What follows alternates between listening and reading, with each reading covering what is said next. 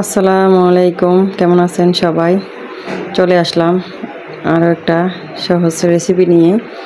তো দেখতেই পাচ্ছেন এই দুইটা কবুতরের বাচ্চা জুনায়েতের জন্য রান্না করব।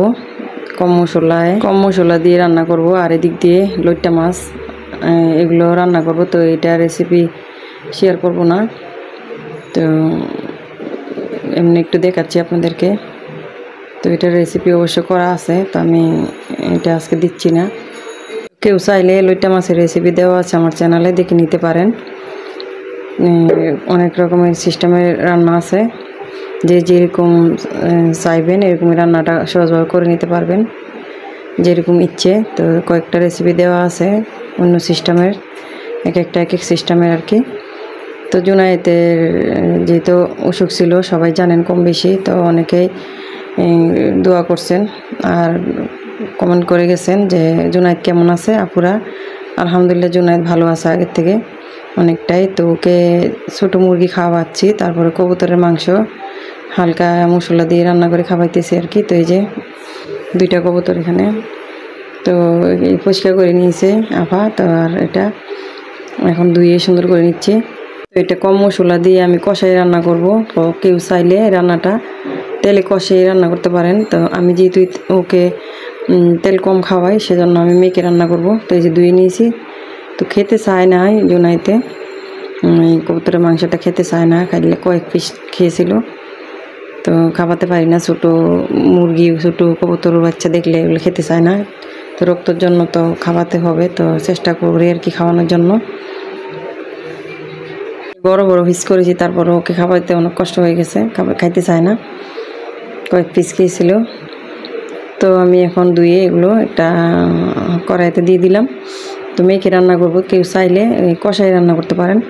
মাংসগুলো দিয়ে দিলাম সবগুলো। এখন এখানে একে একে অল্প অল্প করে ময় মশলা যা লাগতেছে সব দিয়ে দিব। স্বাদ মতন লবণ, একটু করে মরিচ গুঁড়ো দিয়েছি যেহেতু জাল বেশি খেতে পারবে না, আর হলুদ গুঁড়ো দিয়েছি আধা চামচ, পেঁয়াজ কুচি দিয়েছি।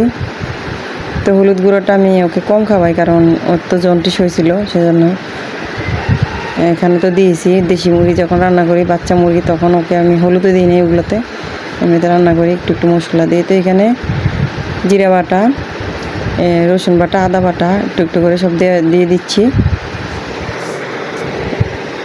তেল দিয়ে দিলাম, তেল দিয়ে ভালো করে হাতে মেখে নিচ্ছি। এখানে দুইটা এলাচ, দুইটা তেজপাতা, দুইটা দারচিনি ওগুলো দিয়ে দিচ্ছি, আর একটা টমেটো দিয়ে দিচ্ছি। মানে অল্প উপকরণ দিয়ে রান্নাটা করতেছি, যেহেতু বাচ্চার জন্য করা হচ্ছে। তাই আমি চুলাতে বসাই দিব মেখে। তো বসাই দিলাম, এই যে কষে আসতেছে।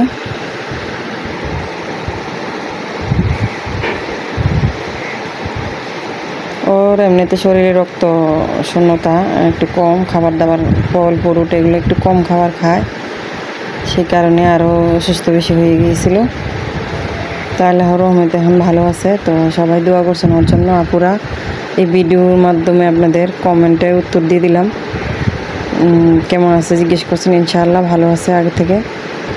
তো এই যে কষে আসতেছে, এখানে আমি ঝুল দিয়ে দিব। এখন একটু ঝুল রাখবো। 2 মগ পানি দিয়ে দিলাম, এই ছোটো মগ দিয়ে। এমনিতে আমরা কবুতরের খাই বুনা করে, তবে যেহেতু ছোটো বাচ্চা ওর জন্য এভাবে রান্না করে খাওয়াতে হচ্ছে। এই যে রান্নাটা শেষ, এভাবে করে আপনারা চাইলে বাচ্চাদেরকে খাওয়াতে পারেন রান্না করে।